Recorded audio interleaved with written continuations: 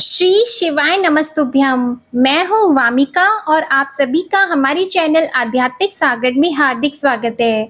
भगवान भोलेनाथ और माता पार्वती की कृपा आप और आपके पूरे परिवार पर सदा बनी रहे।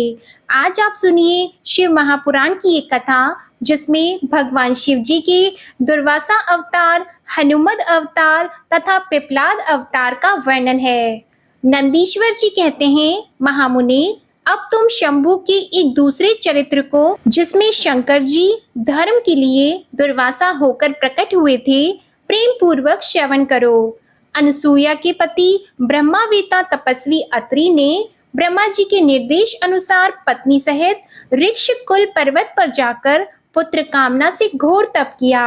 उनके तप से प्रसन्न होकर ब्रह्मा, विष्णु और महेश्वर तीनों उनके आश्रम पर गए। उन्होंने कहा कि हम तीनों संसार के ईश्वर हैं।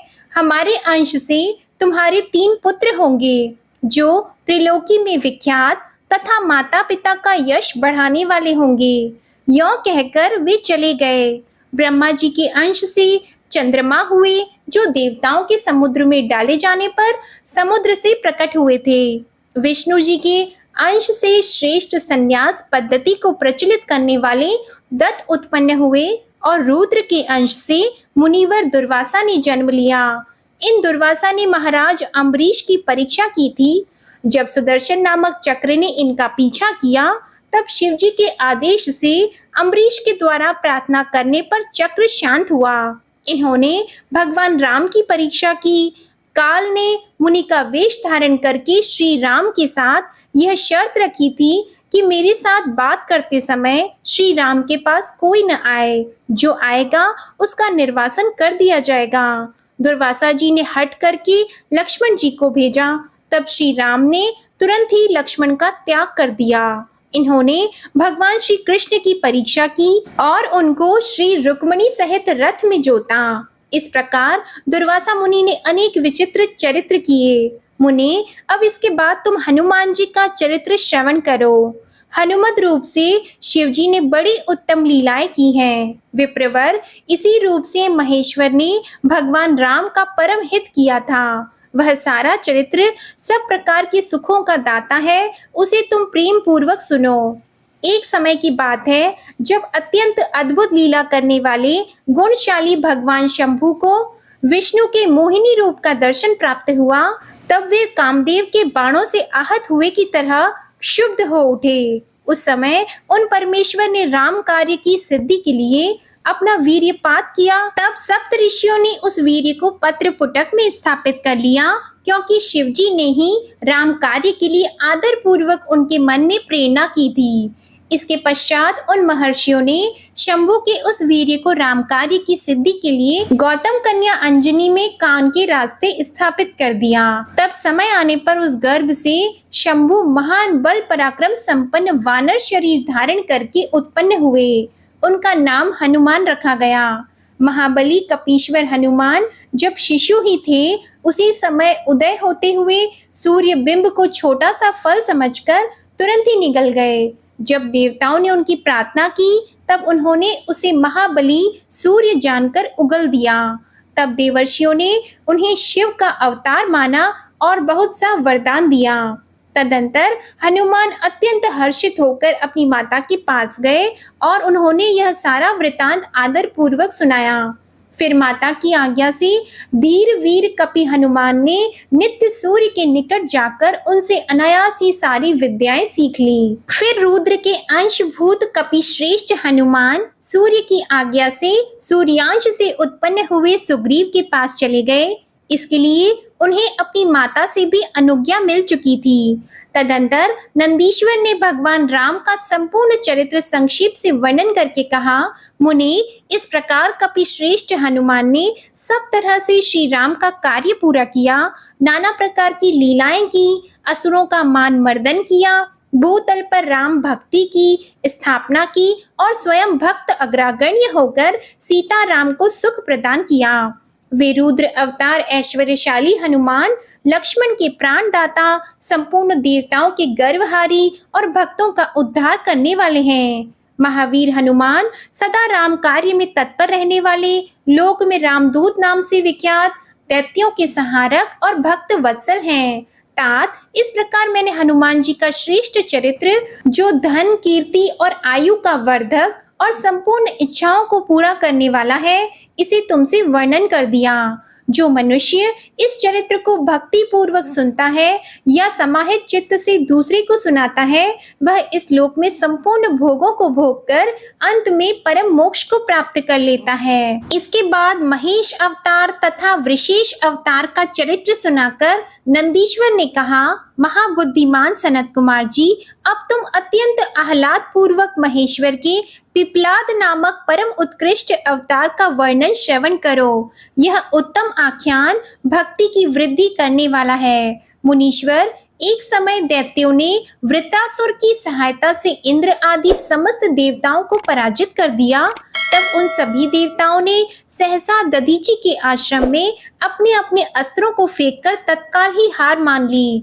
इसके बाद मारे जाते हुए वे इंद्र सहित संपूर्ण देवता तथा देवर्षि शीघ्र ही ब्रह्मलोक में जा पहुँचे और वहां ब्रह्मा जी से उन्होंने अपना वह दुख कह सुनाया।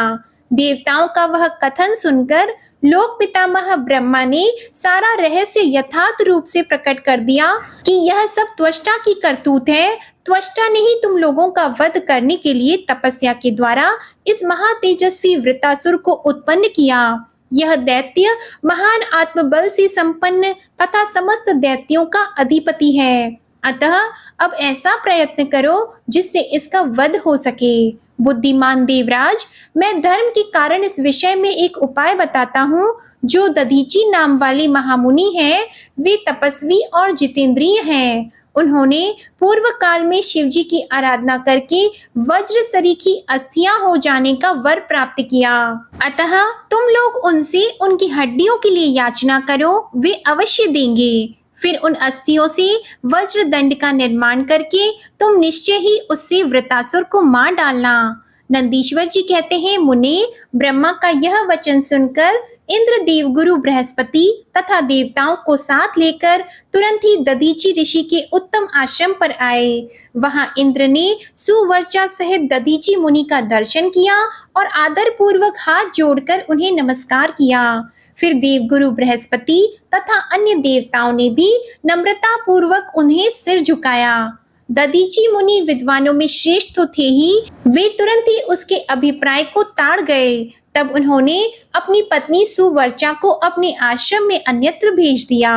तत्पश्चात देवताओं सहित देवराज इंद्र, जो स्वार्थ साधन में बड़े दक्ष हैं, अर्थशास्त्र का आश्रय लेकर मुनिवर से बोले।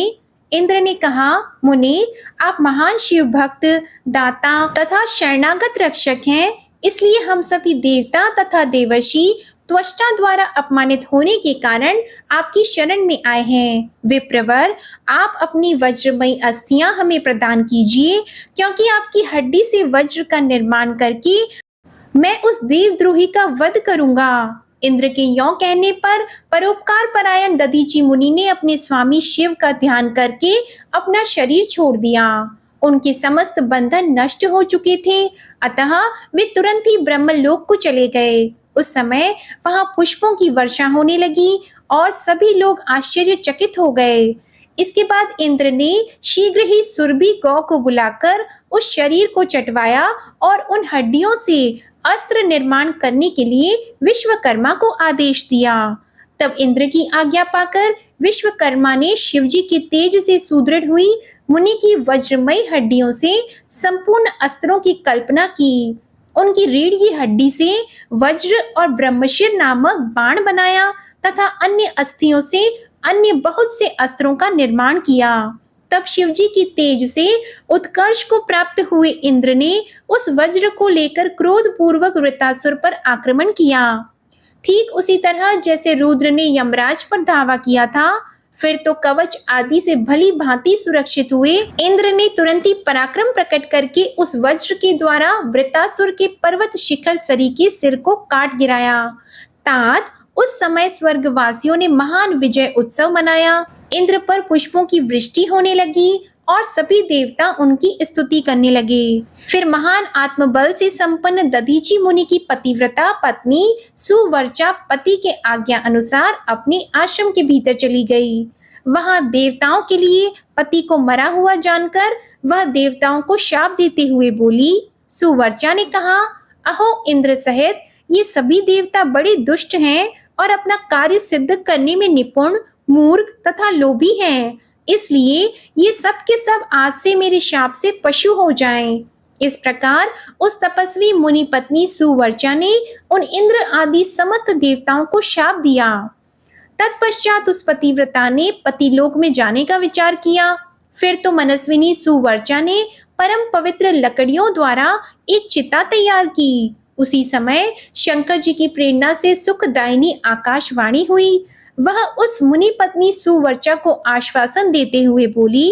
आकाशवाणी ने कहा, हे प्राज्ञे, ऐसा साहस मत करो। मेरी उत्तम बात सुनो। देवी, तुम्हारे उदर में मुनि का तेज वर्तमान है। तुम उसे यत्न पूर्वक उत्पन्न करो। पीछे तुम्हारी जैसी इच्छा हो वैसा करना, क्योंकि शास्त्र का ऐसा आदेश है कि गर्भवती को अपना शरीर नहीं जलाना चाहिए, अर्थात सती नहीं होना चाहिए। नंदीश्वर जी कहते हैं, मुनीश्वर, यो कहकर वह आकाशवाणी उपराम हो गई। उसे सुनकर वह मुनि पत्नी क्षण भर के लिए विस्मय में पड़ गई, परंतु उस सती साध्वी सुवर्चा को तो पति लोक की प्राप्ति की ही इच्छा थी। अतः उसने बैठकर पत्थर से अपने उदर को विदीर्ण कर डाला। तब उसके पेट से मुनिवर दधीची का वह गर्भ बाहर निकल आया। उसका शरीर परम दिव्य और प्रकाशमान था तथा वह अपनी प्रभा से 10 दिशाओं को उद्भासित कर रहा था। तात दधीची के उत्तम तेज से प्रादुर्भूत हुआ वह गर्भ अपनी लीला करने में समर्थ साक्षात रुद्र का अवतार था। मुनि प्रिया सुवर्चा ने दिव्य स्वरूपधारी अपने उस पुत्र को देखकर मन ही मन समझ लिया कि यह रुद्र का अवतार है। फिर तो वह महासाध्वी परमानंद मग्न हो गई और शीघ्र ही उसे नमस्कार करके उसकी स्तुति करने लगी। मुनीश्वर, उसने उस स्वरूप को अपने हृदय में धारण किया।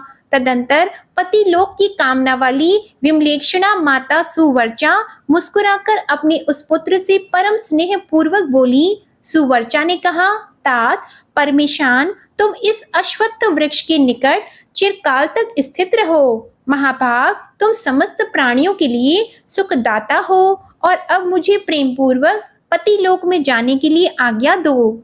वहां पति के साथ रहती हुई मैं रुद्र रूपधारी तुम्हारा ध्यान करती रहूंगी। नंदीश्वर जी कहते हैं, हे मुने, साध्वी सुवर्चा ने अपने पुत्र से यों कहकर परम समाधि के द्वारा पति का ही अनुगमन किया। मुनिवर, इस प्रकार दधीची पत्नी सुवर्चा शिवलोक में पहुंचकर अपने पति से जा मिली और आनंद पूर्वक शंकर जी की सेवा करने लगी। हे तात, इतने में ही हर्ष में भरे हुए इंद्र सहित समस्त देवता मुनियों के साथ आमंत्रित हुए की तरह शीघ्रता से वहां आ पहुंचे। तब प्रसन्न बुद्धि वाले ब्रह्मा ने उस बालक का नाम पिपलाद रखा। फिर सभी देवता महोत्सव मनाकर अपने अपने धाम को चले गए। तदंतर महान ऐश्वर्यशाली रुद्र अवतार पिपलाद उसी अश्वत्थ के नीचे लोकों की हित कामना से चिरकालिक तप में प्रवृत्त हुए। लोकाचार का अनुसरण करने वाले पिपलाद का यों तपस्या करते हुए बहुत बड़ा समय व्यतीत हो गया। फिर पिपलाद ने राजा अनरण्य की कन्या पद्मा से विवाह करके तरुण होकर उसके साथ विलास किया। उस मुनि के 10 पुत्र उत्पन्न हुए, जो सब के सब पिता के ही समान महात्मा और उग्र तपस्वी थे। वे अपनी माता पद्मा के सुख की वृद्धि करने वाले हुए। इस प्रकार महाप्रभु शंकर के लीला अवतार मुनिवर पिपलाद ने महान ऐश्वर्यशाली तथा नाना प्रकार की लीलाएं की। उन कृपालु ने जगत में शनैश्चर की पीड़ा को, जिसका निवारण करना सबकी शक्तियों के बाहर था, देखकर लोगों को प्रसन्नता पूर्वक यह वरदान दिया कि जन्म से लेकर 16 वर्ष तक की आयु वाले मनुष्यों को तथा शिव भक्तों को शनि की पीड़ा नहीं हो सकती। यह मेरा वचन सर्वथा सत्य है। यदि कहीं शनि मेरे वचन का अनादर करके उन मनुष्यों को पीड़ा पहुंचाएगा तो वह निसंदेह भस्म हो जाएगा। हे तात, इसलिए उस पीड़ा से भीत हुए ग्रह श्रेष्ठ शनैश्चर विकृत होने पर भी वैसे मनुष्यों को कभी पीड़ा नहीं पहुंचाता। हे मुनिवर, इस प्रकार मैंने लीला से मनुष्य रूप धारण करने वाले पिपलाद का उत्तम चरित्र तुम्हें सुना दिया। यह संपूर्ण कामनाओं को पूर्ण करने वाला है। गाधी, कौशिक और महामुनि पिप्लाद, ये तीनों स्मरण किए जाने पर शनैश्चर जनित पीड़ा का नाश कर देते हैं। वे मुनिवर दधीची, जो परम ज्ञानी, सत्पुरुषों के प्रिय तथा महान शिव भक्त थे, वे धन्य हैं जिनके यहाँ स्वयं आत्मज्ञानी महेश्वर पिप्लाद नामक पुत्र उत्पन्न हुए। हे तात, यह आख्यान निर्दोष, स्वर्गप्रद, कुग्रह जनित, दोषों का संहारक, संपूर्ण मनोरथों का पूरक और शिव भक्ति की विशेष वृद्धि करने वाला है। इसके बाद वैश्यनाथ अवतार का वर्णन करके नंदीश्वर ने द्विजेश्वर अवतार का प्रसंग किया। वे बोले, हे तात, पहले जिन नृपश्रेष्ठ भद्रायु का परिचय दिया था और जिन पर भगवान शिव ने ऋषभ रूप से अनुग्रह किया था, उन्हीं नरेश के धर्म की परीक्षा लेने के लिए वे भगवान फिर द्विजेश्वर रूप में प्रकट हुए। ऋषभ के प्रभाव से रणभूमि में शत्रुओं पर विजय पाकर शक्तिशाली राजकुमार भद्रायु जब राज्य सिंहासन पर आरूढ़ हुए, तब राजा चंद्र अंगद तथा रानी सीमंतिनी की बेटी सती साध्वी कीर्ति मालिनी के साथ उनका विवाह हुआ।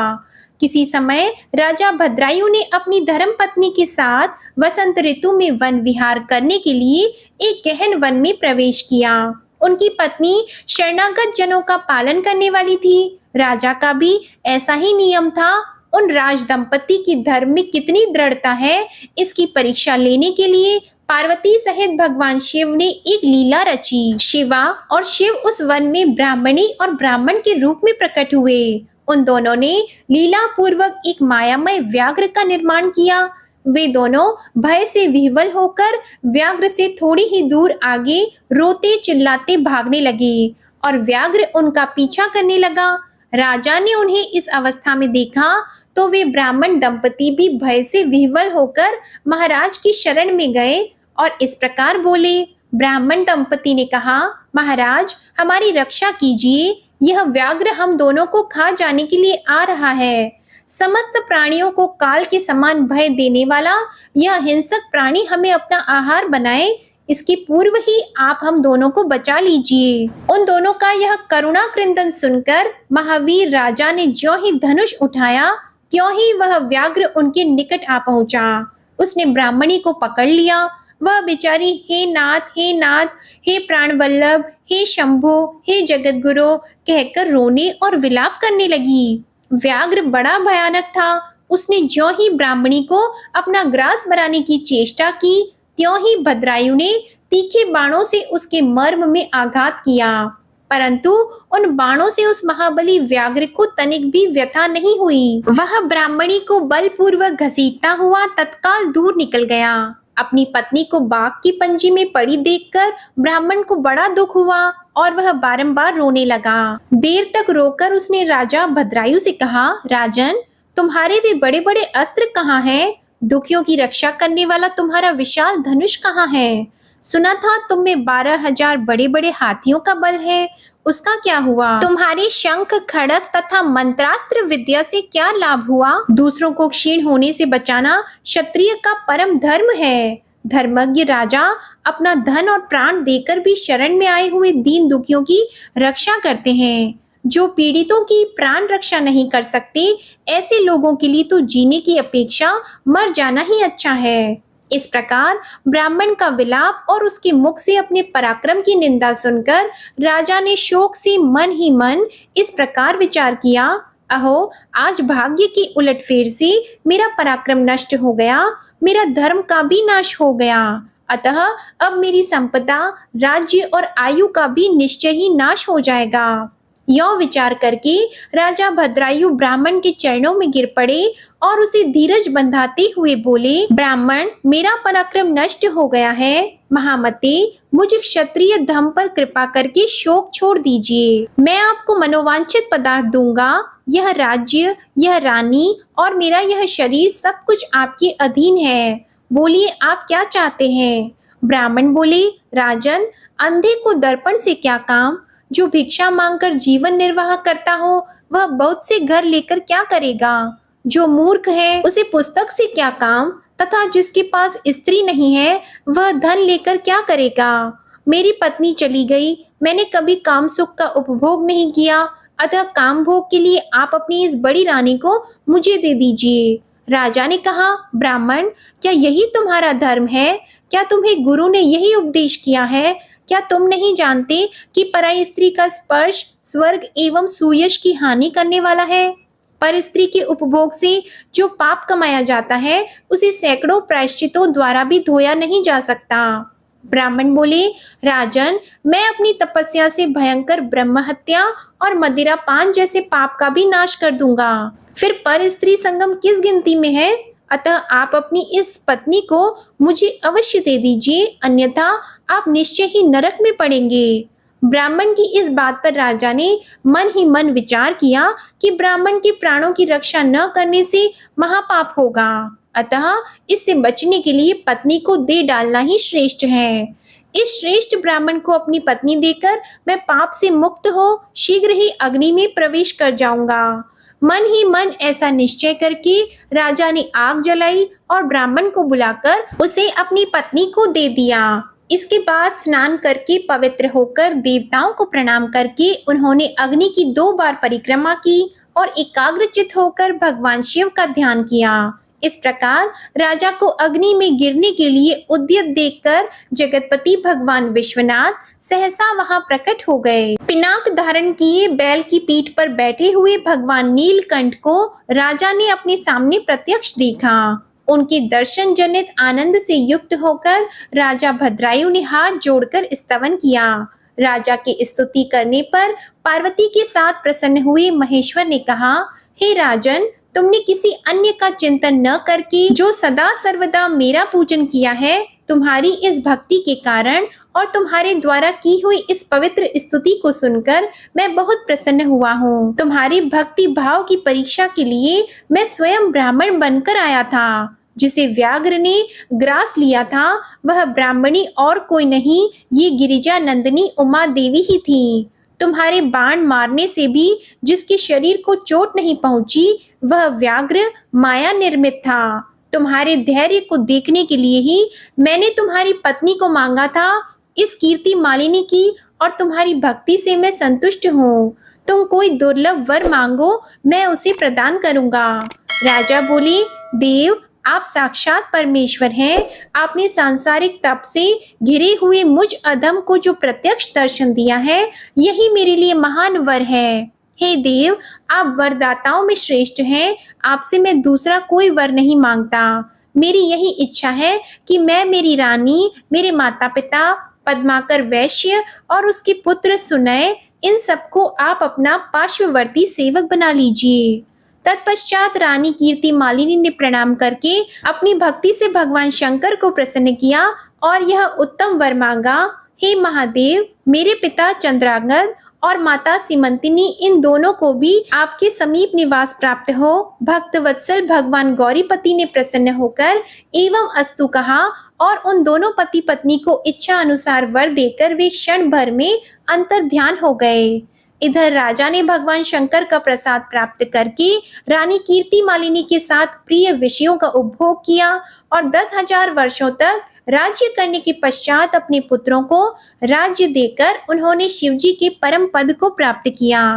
राजा और रानी दोनों ही भक्ति पूर्वक महादेव जी की पूजा करके भगवान शिव के धाम को प्राप्त हुए।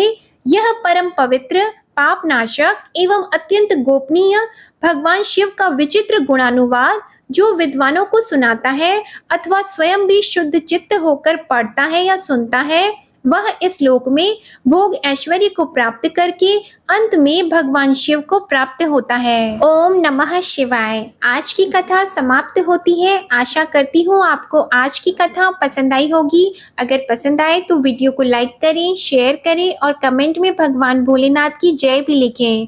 और हमारे चैनल आध्यात्मिक सागर को अगर सब्सक्राइब नहीं किया है तो चैनल को सब्सक्राइब करके बेल आइकन दबाएं। धन्यवाद।